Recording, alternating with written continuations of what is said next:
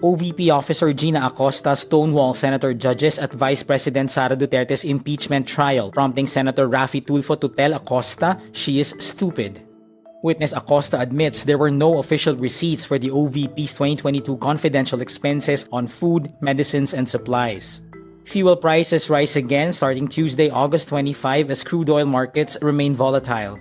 The DepEd postpones the nationwide active shooter drill originally set for Tuesday, August 25, citing advice from experts. And Filipina tennis star Eala climbs to world number 18 in WTA rankings, her highest so far.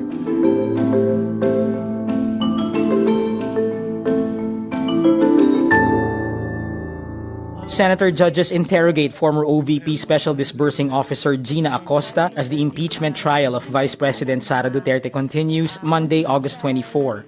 She answers question after question by saying she merely handed over the OVP's confidential funds in 2022 to Chief Security Officer Raymond Lachica, who then implemented the programs the money was supposedly intended for.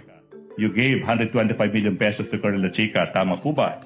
Tama, Your Honor. Kay siya po ang among security officer nga gitalaga ni Vice President Sara Duterte para mag-implement anang mga confidential activities, Your Honor. Alright. Kay siya man ang naay access, Your Honor. Acosta admits she relied on documents and assurances from Lachica and that she herself had no personal knowledge of the transactions. As the Special Disbursing Officer at the time, Acosta was supposed to be accountable for the money. The prosecution bears even more unusual names of supposed informants paid with confidential funds, but Acosta refuses to admit irregularity. This leaves some of the senator judges exasperated. How would you consider yourself? Smart, average, or stupid? Nasa average lang po ako Average. nga pagkatao, Your Honor. Kasi sa isang normal na tao, kapag siya'y binigyan bilang isang SDO tulad sa inyo ng listahang pangalan ng mga informants na bilat, pagong at pusa, papalag ka. Ano ba to, Colonel? Mukhang hindi ata tama to, bastusan na to. Di po ba? Para sa normal na tao. Acosta then reiterates that she simply relied on Lachica. So for me, in this case, you're stupid in the name of blind loyalty. Meanwhile, the Senate, as the impeachment court, receives a medical certificate stating that former DepEd Special Disbursing Officer Edward Fajarda has suffered a stroke and cannot yet testify in the trial. Impeachment Court Presiding Officer Cheese Escudero then orders the Senate Medical Bureau to examine Fajarda and validate the findings. Former OVP Special Disbursing Officer Gina Acosta admits confidential expenses supposedly for food, medicines, and supplies in 2022 did not have official receipts. This involves 125 million pesos in confidential funds handled that year by the Office of the Vice President under Sara Duterte. Acosta says then OVP Security Head Colonel Raymond Lachica only gave her acknowledgement receipts. She says Lachica was the one who made payments using the funds. Ano po yung napaka-confidential kung saan binili? Biogesic, paracetamol.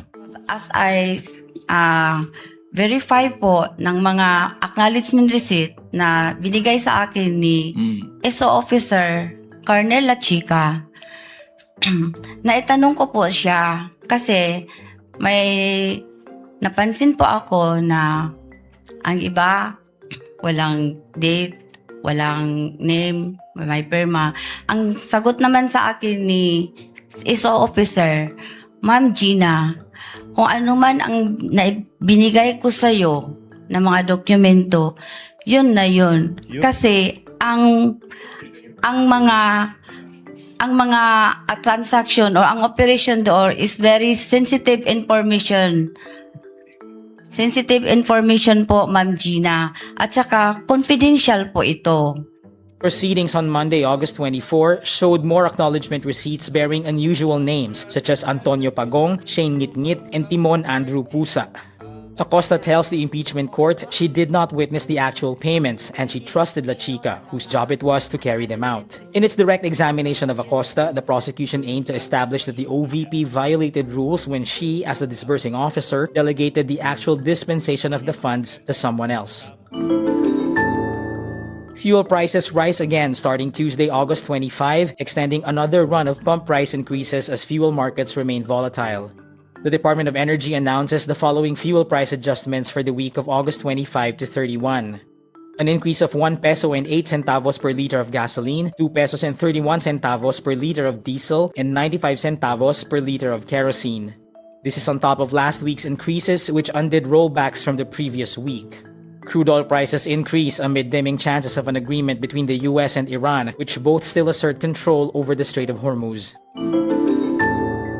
The Department of Education postpones the nationwide active shooter drill originally set for Tuesday, August 25 in both public and private schools. This after medical advocacy groups warned about the activity's possible psychological impact on students. Last week, at least 2 students were killed in a shooting incident at the Ateneo de Zamboanga University's junior high school campus. Education Secretary Sonny Angara announced the drill suspension in an interview with DZMM Radio. He says the DepEd will take into account advice from experts in disaster preparedness, child protection, and psychosocial support. The agency is looking at the first week of September to push through with the exercise. Filipina tennis star Alex Eala returns to the US Open with a new career-high ranking as she rose to world number 18 in the latest WTA chart. This surpasses her previous career best number 20, which she attained earlier this month after winning her first WTA Tour title at the Washington Open. Eala also made strong runs at the Canadian Open, where she made it to the round of 16, and at the Cincinnati Open, where she reached the round of 32.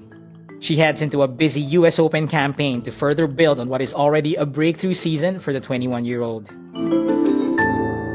And that's today's wrap. I'm JC Gutinga. Thank you for watching. Click the link below for the full story. For more updates, download the Rappler app.